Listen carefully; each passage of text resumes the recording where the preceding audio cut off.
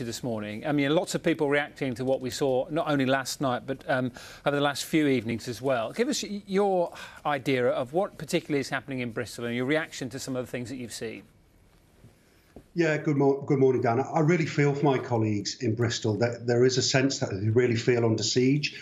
And for some, whatever they do is never enough, or for others, it's too much. And last night we saw another protest, a different style of protest, but still one that needed the police to intervene. I think there was about 14 arrests all in all.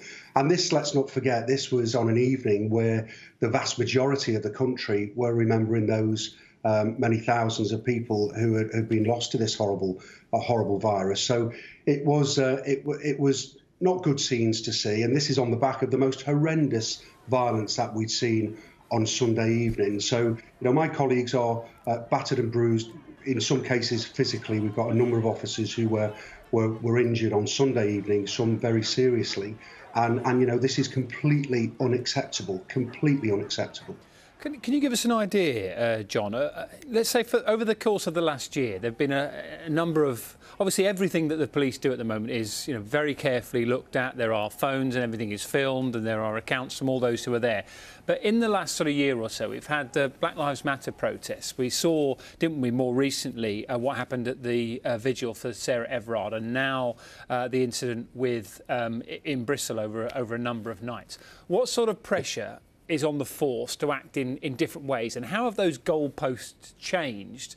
And does that make it hard to get things right? Because they were criticised, weren't they, for what they did at the Sarah Everard vigil. I suppose the point I'm trying to make is, how difficult is it to do the job at the moment when the goalposts seem to be moving? It's near on impossible. It's near on impossible. I mean, policing protests is really difficult and complex in normal times. But we're obviously in the grip of this pandemic with legislation in place, which, and I've spoken directly with the Home Secretary and others about having real clarity about what's expected of my colleagues, because they have to enforce the legislation, and also to educate the public as to what's expected of them. So we need that clarity. But obviously, large-scale protests and large gatherings are unlawful at the moment. And some would say, well, they're not, but, we have to deal with the legislation as we see it. So it has been near on impossible, and every protest is different. We've seen that over the past 12 months. And no matter what my colleagues do, it will be criticised by some for, as I say, not being strong enough or for being too relaxed about it. And even on Sunday evening, when my colleagues were being admitted to hospital with serious injuries, we had people saying that they were acting unlawfully, they were not doing what they should be doing. And these are officers who are having things thrown at them, vans being set on fire with them inside it, with police officers inside it. And then we have some politicians who refuse to condone that violence. Just unbelievable, really unbelievable. Do you accept that some of the criticism that came the Met Police's way after the Sarah Everard vigil, I mean, is that being listened to? Is that being taken on board? Absolutely, and the HMIC, the Inspectorate for Policing, is doing an inquiry into that, and we've got to wait for that inquiry. And the Police Federation welcomes that inquiry. And look, policing can never be perfect. It's dynamic, it's dangerous, we have to think on our feet. We don't have the luxury, when we're dealing with these protests which are unfolding, of the benefit of hindsight. We have to deal with what's in front of us. And I do feel, Dan, that, I'm not saying we always get it right. I'm not saying that. But I do feel that policing is all too often, especially over these last 12 months, my colleagues are hung out to dry and they feel very vulnerable. They're just trying to do the best they can. And policing protests is extremely complex. It's not as easy as armchair critics might think. Can I ask you, I don't know what the answer to this is, but is there a feeling in the police force that at these protests, I mean, because many people will contact this programme and say, well, I was there in Bristol and I was, peacefully protesting against something I felt was quite important. Are there sort of professional troublemakers? Is there a case in the police that there's a feeling that the same people are causing issues at some of these different protests? Oh, without doubt, without doubt. And I've said on other interviews, I'm a fundamental believer in people's right to peaceful and lawful protest. Absolutely. And many of my colleagues will say the same. But we're obviously in a pandemic and there's restrictions in place.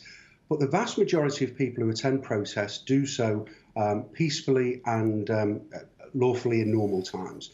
And we saw that on Sunday during the day. There was a very limited police presence, and the vast majority of those that were there for legitimate protest, they were well behaved in that sense.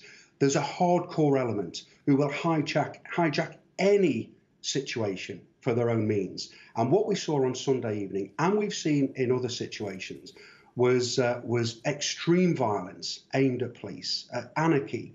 In some cases where vans are trying to be set on fire with police officers inside, serious offences being committed.